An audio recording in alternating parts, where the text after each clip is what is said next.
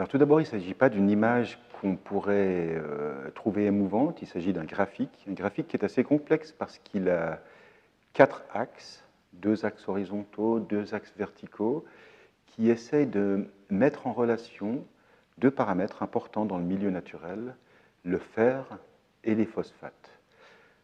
C'est un peu abscon tout ça, on ne comprend pas ce graphique, il y a plein de points qui vont partout, mais on peut en donner une petite explication. Pour moi, c'est une espèce d'aboutissement de 2 ans assidus de recherche sur un milieu naturel particulier, le lac de Lugano, à toutes les profondeurs et à toutes les saisons. Nous avons étudié la relation qui pouvait exister entre le fer et les phosphates. Pourquoi les phosphates? Parce qu'on sait que les phosphates, c'est une substance nutritive qui est dangereuse pour l'environnement, dans le sens où elle va permettre l'accroissement de la production des algues dans les milieux naturels. C'est une des raisons pour lesquelles on a interdit les phosphates, notamment dans les lessives. Et savoir comment les phosphates peuvent être véhiculés, peuvent bouger dans le milieu naturel, ça signifie essayer de comprendre à quoi ces phosphates peuvent se lier.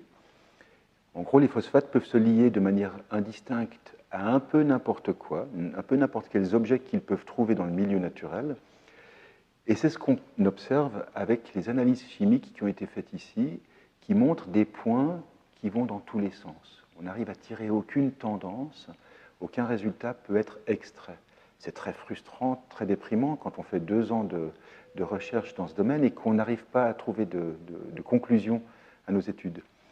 Mais si on y regarde d'un petit peu plus près, et plutôt que de faire des analyses chimiques classiques, on prend une loupe un peu particulière, celle du microscopiste, et qu'on commence à faire de l'analyse individuelle, des objets individuels qui sont microscopiques, qui sont tellement microscopiques qu'il faudrait prendre un cheveu et le couper en 1000 pour arriver à avoir la dimension des objets qu'on étudie, et bien c'est là qu'on s'aperçoit, en faisant de l'analyse de chacune de ces entités, c'est là qu'on s'aperçoit qu'il existe une relation intime très forte entre les particules qui contiennent du fer et les phosphates, cet agent nutritif qui se promène dans le milieu naturel.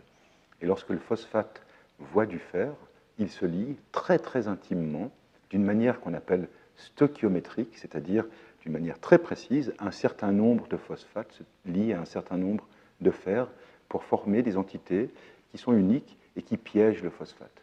C'est un petit peu l'objectif de cette étude. Et ce qui est pour moi fascinant dans ce graphique, même si à premier abord il ne parle pas par lui-même, eh bien c'est qu'on a des points qui vont partout, ce sont les analyses classiques, et puis on a un faisceau de points qui suivent une ligne quasiment parfaite. Et c'est ce que cette étude a réussi à démontrer.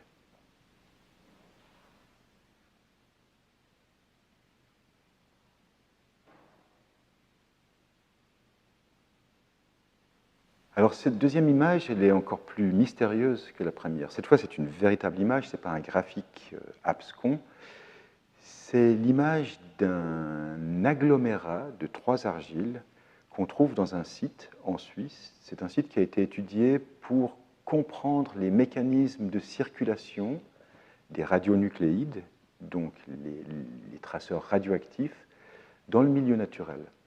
En cas de stockage de déchets radioactifs de longue durée, est-ce que ces déchets radioactifs vont être fixés dans l'environnement ad vitam aeternam, ou au contraire, est-ce qu'on est susceptible d'observer des fuites qui pourraient avoir des conséquences dramatiques, bien évidemment, pour l'homme et pour l'environnement? Alors il y a un site qui s'appelle Grimsel, dans lequel on a beaucoup travaillé avec des collègues de la NAGRA et des collègues de l'Institut Paul Scherrer, et sur lequel on est allé chercher les particules qui circulent dans les eaux souterraines, en très petit débit, en très petite concentration. Et là encore, il est très difficile de faire des analyses chimiques classiques, parce qu'il y a tellement peu d'objets qui sont véhiculés dans le milieu naturel qu'on n'arrive quasiment jamais à les mesurer. Sauf que la microscopie électronique à transmission permet de voir ce que nos yeux n'arrivent pas à voir.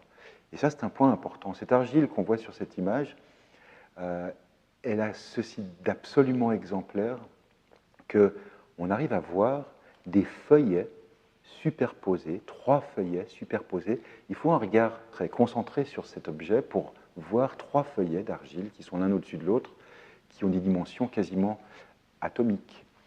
Et ce qu'aucun autre instrument de mesure n'est capable de mettre en évidence, eh bien, le microscope peut nous le révéler.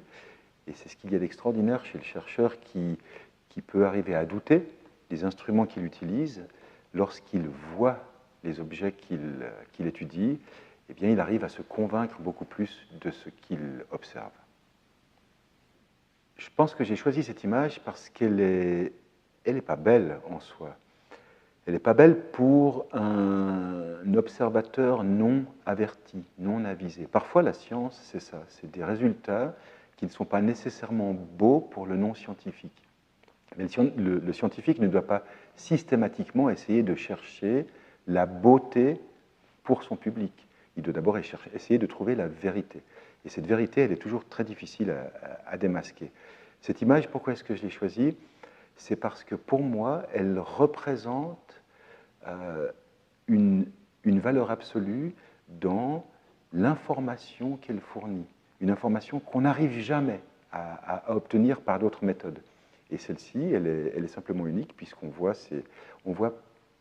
lorsqu'on est sous le microscope, on voit les atomes. Il y a un moment où, qu'on soit croyant, qu'on ait la foi ou non, on peut presque arriver à se prendre pour une puissance supérieure parce qu'on a accès à des informations que nul autre ne peut atteindre. Et c'est un sentiment, non pas de puissance, mais de connaissance ultime qui est très importante pour moi dans la démarche scientifique.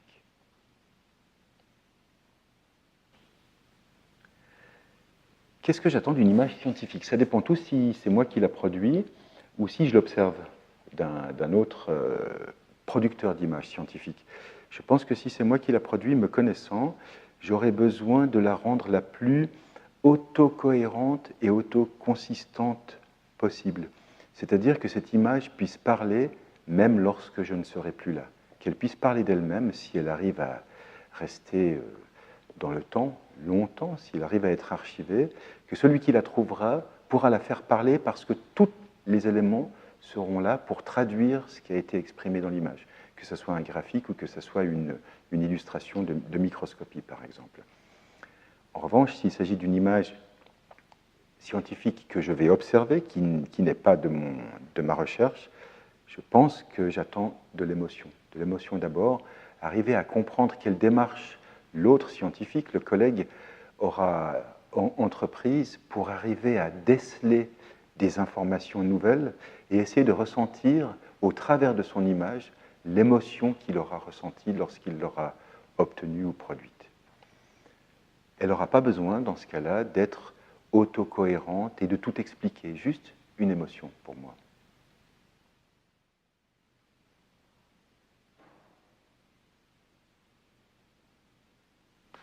Une image impossible que j'aimerais posséder en tant que microscopiste, je rêverais d'avoir un microscope électronique qui permet de produire des images en 3 dimensions.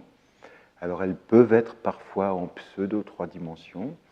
La 3e dimension, elle est vaguement reconnaissable dans les objets en 2 dimensions qu'on obtient, dans les photographies qu'on obtient. Mais j'aimerais encore une 4e dimension, celle du temps.